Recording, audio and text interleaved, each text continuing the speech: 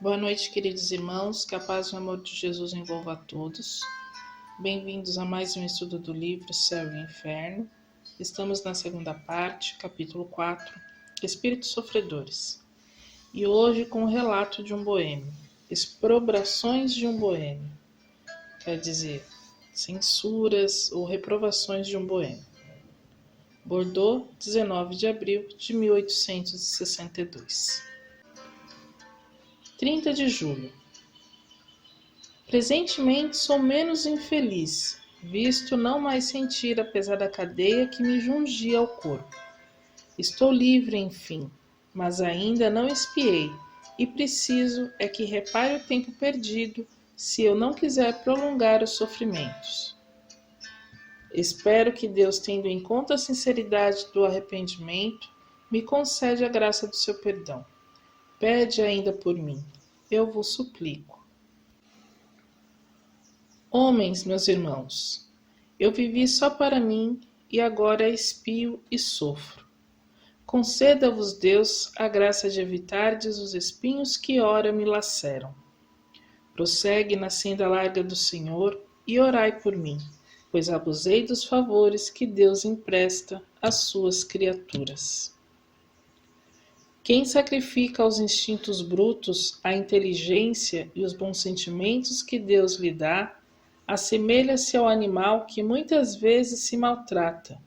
O homem deve utilizar-se sobriamente dos bens de que é depositário, habituando-se a visar a eternidade que o espera, abrindo mão, por consequência, dos gozos materiais. A sua alimentação deve ter por exclusivo fim a vitalidade. O luxo deve apenas restringir-se às necessidades da sua posição.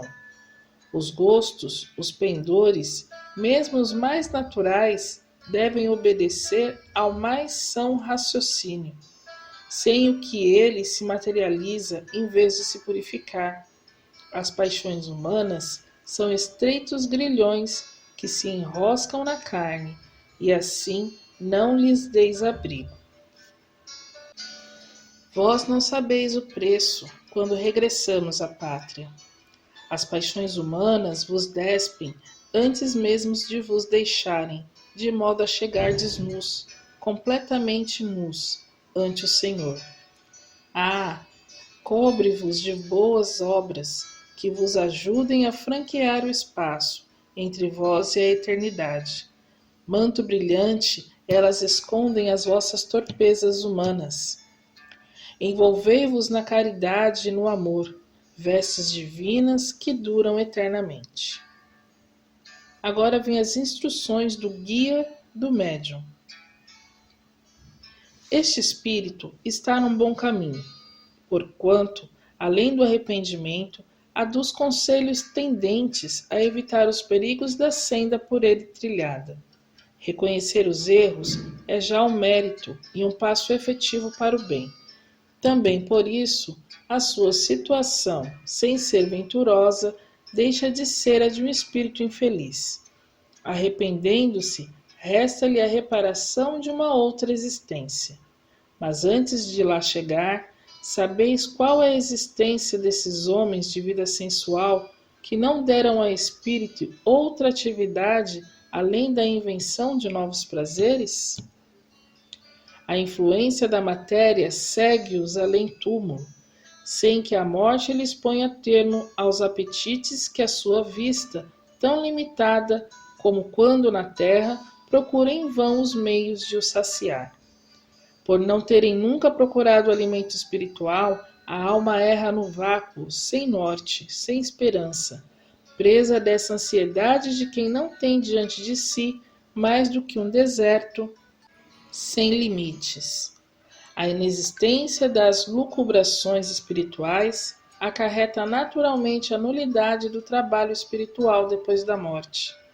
E porque não lhe restem meios de saciar o corpo, nada restará para satisfazer o espírito. Daí um tédio mortal cujo termo não prevêem e ao qual prefeririam o nada, mas o nada não existe. Puderam matar o corpo, mas não podem aniquilar o espírito. Importa, pois, que vivam nessas torturas morais, até que, vencidos pelo cansaço, se decidam a volver os olhos para Deus. Pois bem, meus irmãos, o que podemos entender desse relato é que tudo que foge do nosso equilíbrio pode se tornar uma paixão e nos prejudicar tanto materialmente como moralmente. Olhemos ao nosso redor sem julgamentos, mas quantas pessoas conhecemos que não se comprometem com trabalho nenhum, ou que sacrificam muitas vezes uma atividade mais nobre em nome da diversão, das festinhas, dos encontros sociais. E assim os dias vão passando, os anos vão passando, e às vezes quando a pessoa se dá conta, uma vida inteira já se foi. E tudo tem consequências. Lá no plano espiritual, o vício que a criatura pode ter pelo lazer, pela diversão, ela vira um tormento constante. Porque lá a satisfação que o espírito pode ter é outra. Não é a mesma que encontramos aqui na Terra.